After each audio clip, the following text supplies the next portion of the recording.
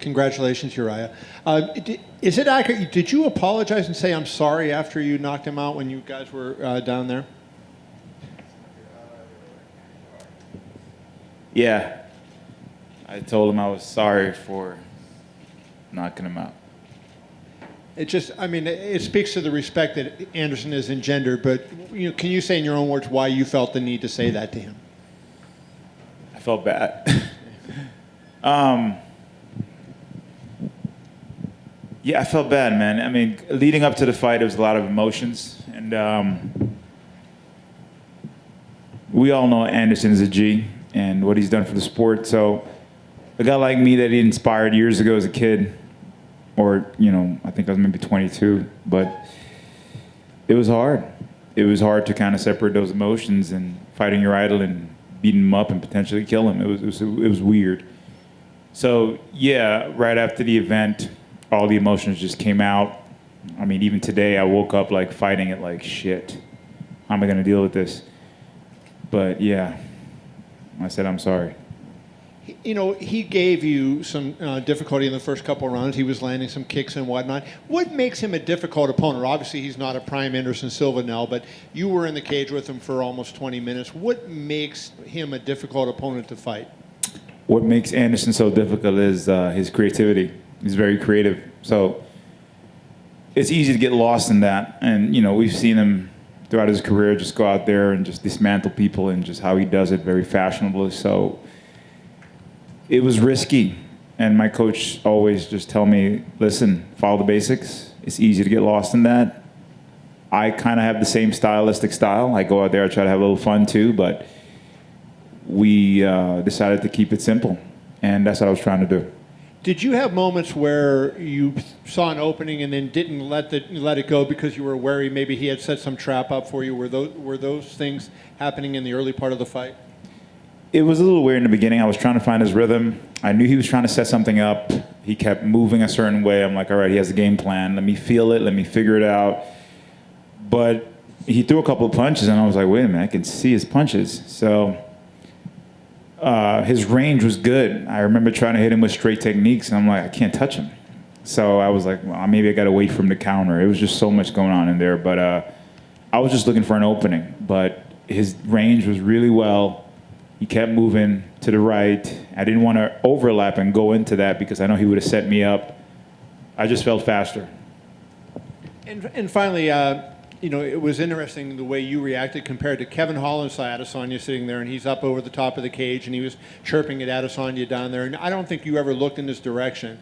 That's a guy, obviously, you have on your mind.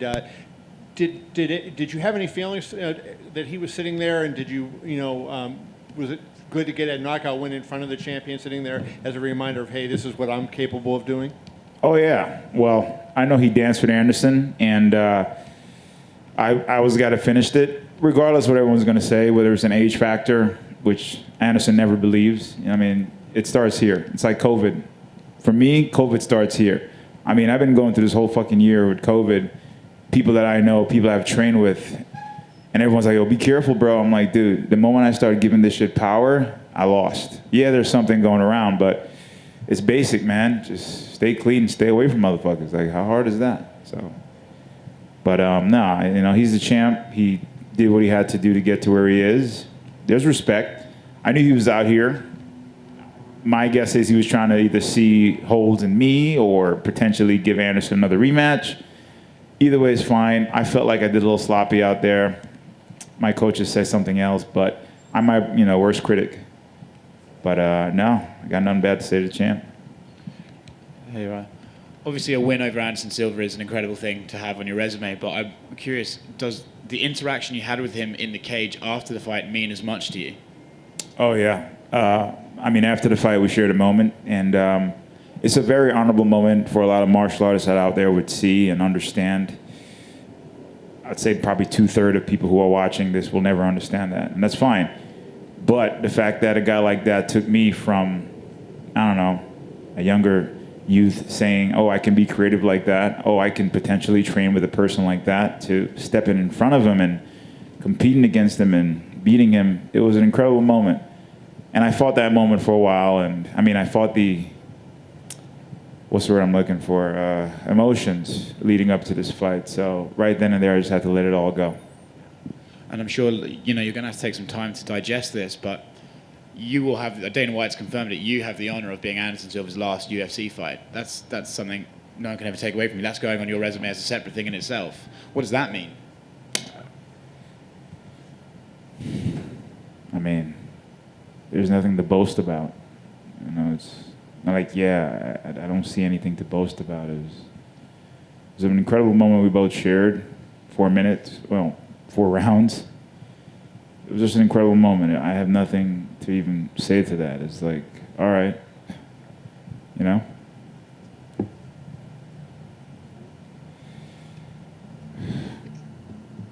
When you were oh, sorry, What up? Yeah, you good. when you were in the ring with him, you guys had, that special moment you're talking about, and he was talking into, it sounded like he was giving you advice or something. What did he say to you in those moments? Man, he was just telling me to, train your mind.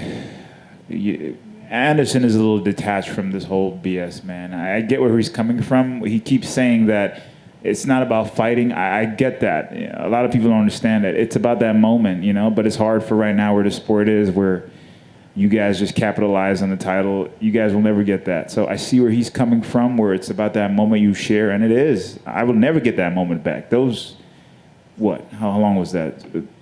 12 minutes, whatever? I will never get that back. So he's talking more about that. And I guess as you get older in the sport, you're more focused on that. It's like, all right, what's more important now? Family, friends, loved ones, shit that really matters. So I get where he's coming from. But at the same time, he was still dangerous. But he was just pretty much telling me, you can be world champ. And thank you. He was thanking me. And I'm like, what are you talking about, bro? And he was just saying, train your mind and to be a better version of yourself, pretty much. And I admired that. And no one could ever take that away from me. To me, that I gave that so much leverage to say that was like my championship fight, because I looked up to him so long, and to share that moment in the octagon, which I guess is potentially his last, was pretty cool. Can anything beat this besides winning the championship belt? I say it would be right next to it. It's kind of like that hump to say, hey, you're here, bro. Make that jump, and you can fly. Like, all right, I'll do it. Just a couple quick questions. There was a moment right after the fight was stopped.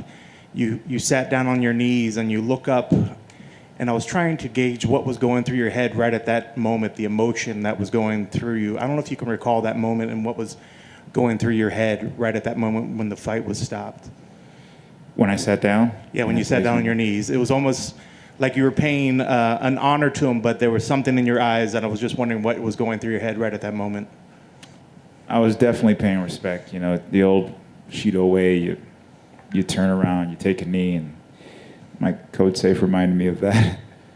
And we talked about it too, if that happened, to do that out of respect, which that was me being respectful. But it was just all the emotions coming in, and I'm like, dude, don't do it. Don't cry. Don't be a bitch. What are you doing? Dude, right now, don't hold that shit in. And it was just everything rushing in. The entire year of training, literally trained for a year. The pandemic, the ups, the downs, the living in the gym, the fights that fall out, the losing motivation, the finding motivation, the losing weight, to lose the mindset, to get back in it. Everything right then and there just came out. With the sport sort of changing, you see a lot more trash talking to make fights happen and all this other stuff happening. Do you feel, in the sense, if this is the last time we see Anderson fight, will there be a void, in the sense, in the MMA of the honor and the martial arts aspect that Anderson and that crop brought? And do you feel that it's maybe upon yourself and some others to keep that alive and keep that going, because such an icon that brought that to the sport is stepping away?